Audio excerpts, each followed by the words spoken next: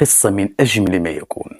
سمعت الآخر معلمة بغات تشجع التلاميذ ديالها في الامتحان وقالت لهم اللي غادي يجيب أحسن نقطة غادي نجيب ليه صباط جديد كادو. المفاجأة هي أنهم كلهم جابوا نفس النقطة بمعدل ممتاز، وهنا حارت وما عرفتش لما تعطي الجائزة. قالت لهم لقيت الحل، غادي نديروا قرعة واللي هزيت السمية ديالو هو اللي غياخذ الصباط. وفعلا كلشي كتب السميه ديالو في ورقه وحطوها في الصندوق، والمعلمه حطات يدها في الصندوق وهزات السميه ديال البنت سميتها فاطمه. قالت لهم فاطمه هي اللي غتاخذ الصباط وهي اللي ربحت الجائزه. البنت طارت بالفرحه وقالت للمعلمه شكرا بزاف، انا كنت محتاجه هاد الصباط بزاف حيت حنا ما بحالناش وبابا ما عندوش باش يشري لي صباط جديد. وصحابها كلهم كانوا فرحانين. المعلمه حكات لراجلها على هذا الشيء اللي وقع وعجبو الحال وقال لها ما عندي ما تسالك، هذا موقف نبيل منك. فرحتي البنت مسكينه اللي كانت محتاجه بالرغم من انها هديه بسيطه. وفي هذه اللحظه المعلمه بقات كتبكي. استغرب راجلها وقال لها علاش كتبكي؟ قالت ليه المفاجاه هي انني من قلبت الصندوق لقيت التلاميذ كلهم كاتبين السميه ديال فاطمه وحتى واحد